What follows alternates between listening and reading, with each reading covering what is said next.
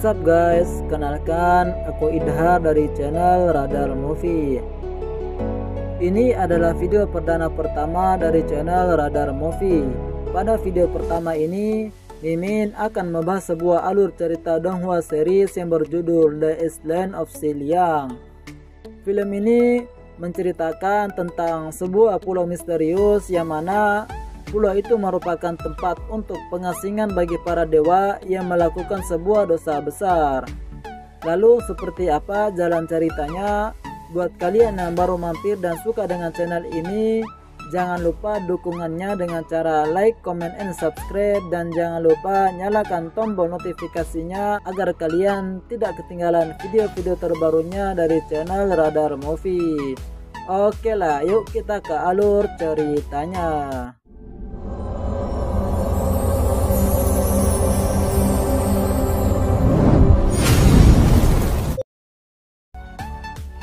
Film ini dimulai dengan diceritakan bahwa sejak kelahiran alam semesta ini telah dihuni oleh beberapa dewa dan manusia yang mewakili dari semua lapisan di dunia.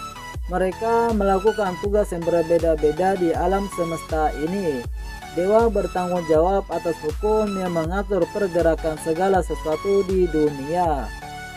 Lalu diperlihatkan sebuah pulau yang bernama Xiliang, yang merupakan pulau tempat pengasingan bagi para makhluk immortal yang berbuat kesalahan, sehingga mereka ditahan di pulau ini dan menjadi manusia biasa. Akan tetapi mereka yang dihukum tetap memiliki kekuatan layaknya para dewa, walaupun masih tetap punya kekuatan supranatural.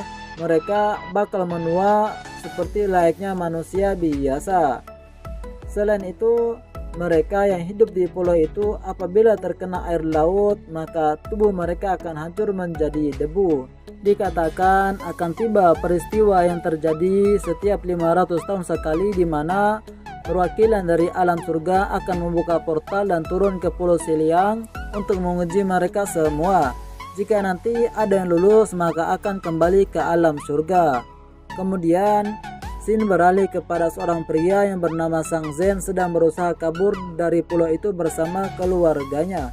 Di sini mereka menggunakan formasi dengan beberapa orang termasuk anak-anaknya. Diperlihatkan selama proses penghancuran pembatas tersebut, semua orang mematung dan tak bisa bergerak.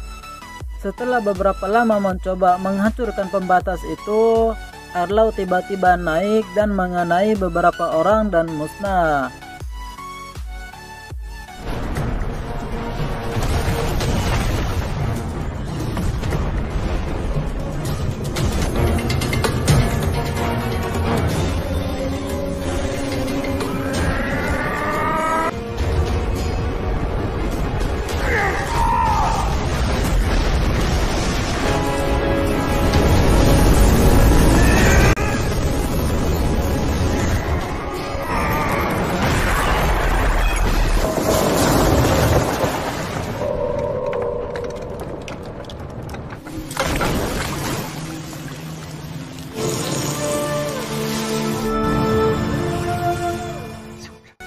Sementara itu, Yingmo, istri dari Sang Zhen tersebut, tidak ingin suaminya berkorban demi mereka pun akhirnya menjatuhkan diri ke dalam air laut. Melihat istrinya nekat, Sang Zhen hilang konsentrasi dan ikut melompat berusaha menyelamatkan istrinya. Anaknya yang gak mau ditinggal pun juga ikut melompat dan hanya tersisa satu orang anak gadis. Akibatnya tubuh mereka hancur jadi debu. Melihat orang tuanya yang jatuh ke laut, anak gadis itu pun menangis. Sementara itu, penghalang yang sudah bolong perlahan membaik seperti semula dengan sendirinya. Semua orang pun kembali normal dan kemudian muncul cahaya kekuningan dari langit disertai suara yang mengatakan mereka yang berusaha kabur dari pulau ini telah dimusnahkan. Lalu 10 tahun kemudian, kita dibawa ke sebuah perpustakaan yang menyimpan beberapa informasi rahasia, yang mana di dalamnya terdapat seorang pria yang bernama Jing Xuyan. Ia di sini sedang membuka sebuah gulungan yang berisi semua informasi tentang pulau tersebut. Dalam gulungan tersebut ia menemukan fakta bahwa setiap 500 tahun semua orang yang mendapat pengampunan akan bebas adalah sebuah kebohongan. Film pun dimulai. Kemudian scene berpindah ke seorang wanita cantik yang bernama Tuli. Ia adalah satu-satunya manusia biasa yang hidup di pulau tersebut. Di sini ia sedang berlayar menuju satu tempat dengan bantuan perahu. Ia terus berlayar hingga tiba di suatu pulau yang terdapat kapal buatannya sendiri yang lebih besar, yang mana kapal itu akan ia gunakan untuk pergi dari pulau tersebut. Kembali ke Jing Suyan, ia yang diam-diam terus mencari informasi tentang pulau itu. Tanpa sengaja menemukan buku yang berisikan teknik surgawi, yang mana ia curiga ada hubungannya dengan ayahnya. Ia pun berusaha membuka buku tersebut, namun saat terbuka keluar beberapa monster yang sangat mengerikan dan berusaha menyerangnya. Setelah lama bertarung, Jing Suyan sedikit kesulitan lantaran monster itu bisa memulihkan diri dengan sangat cepat. Tapi untungnya Jing Suyan cepat menyadari kelemahan dari monster itu sehingga dengan mudahnya mengalahkan monster tersebut. Akan tetapi ada satu monster yang lolos dan berusaha kabur lalu menyerang penjaga di sana. Di sini Jing Suyan berusaha mengejarnya sampai-sampai ia hampir jatuh ke laut. Untungnya ia bisa kembali ke daratan sehingga ia tidak mengalami luka yang fatal. Ketika ia kembali membasminya, tanpa sengaja ia menabrakkan monster ke suatu penghalang yang menyebabkan ledakan besar. Lalu muncul satu cahaya yang mengarah ke langit.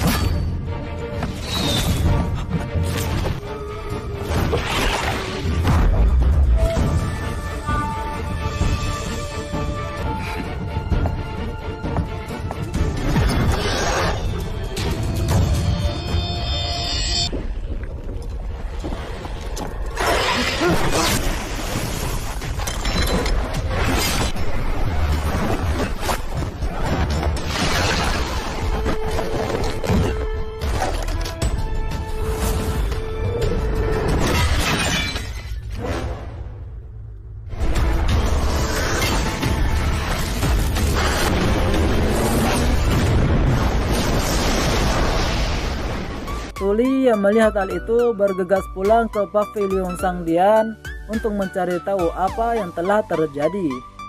Kembali ke Jing Suyan, pasca ledakan besar itu membuatnya pingsan dan saat tersadar ia telah dalam posisi terikat dan sekujur tubuhnya penuh dengan luka.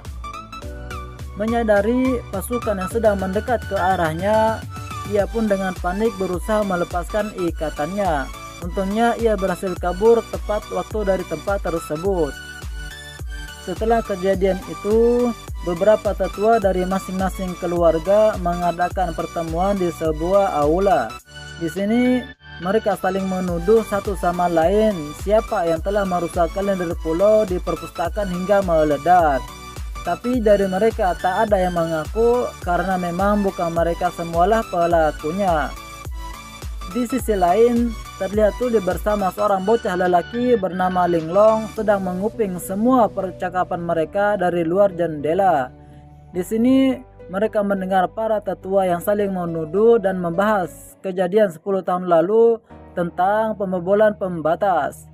Tiba-tiba datang sebuah cahaya yang ternyata adalah seorang wanita yang bernama Feng Yan yang merupakan seorang immortal dan sangat dihormati. Lalu dengan santai ia berjalan mendekati mereka. Tuli dan Linglong yang melihat kedatangan Feng Yan merasa kagum dengan kecantikannya. Ketika Feng Yan duduk, ia mendapat perkataan dari Cheng Zuo bahwa ia mencurigai Feng Yan di balik semua kejadian tersebut.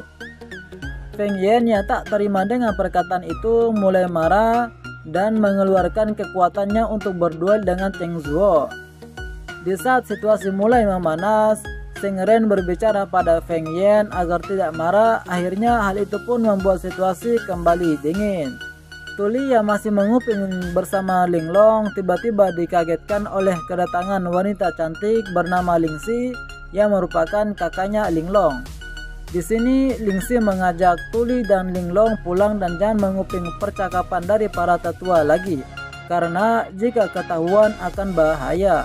Tiba-tiba para penjaga datang yang mana mereka semua langsung menangkap Tuli dan lainnya. Mereka pun dibawa ke dalam aula. Para tetua yang melihat hal itu pun menjadi marah. Lingxi dan Linglong pun dibawa keluar oleh Suyin dan Soyan. Sementara itu Tuli ditinggalkan. Cheng Zuo yang marah, ia langsung melakukan serangan terhadap Tuli dan menyuruh Tuli untuk mengaku bahwa ia merupakan orang yang meledakkan kalender pulau itu. Tapi di sini Tuli tak mengaku karena memang bukan dialah pelakunya. Zheng Ren kembali menenangkan ayahnya bahwa dirinya telah menyakiti orang tanpa bukti. Sontak hal itu pun membuat dirinya melepaskan Tuli dan menyuruhnya untuk pergi. Sementara itu, Jing Suyan yang lolos dari ikatan tadi, ia berjalan ke arah sebuah pondok yang terletak di atas pegunungan dengan tubuh yang lemah dan matanya pun mulai kabur. Namun tak lama ia mendengar seorang sedang berlari dengan arah yang sama dengannya. Ia pun bergegas pergi.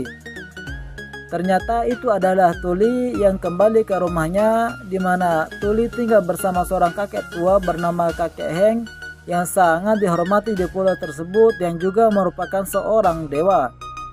Di sini Tuli masuk dengan perlahan dan memastikan apakah Kakek Heng sudah tidur. Dirasa keadaan sudah aman, Tuli pun bergegas ke kamarnya dan diperlihatkan sebercak darah dari dalam kamar yang entah itu darah siapa. Film pun bersambung.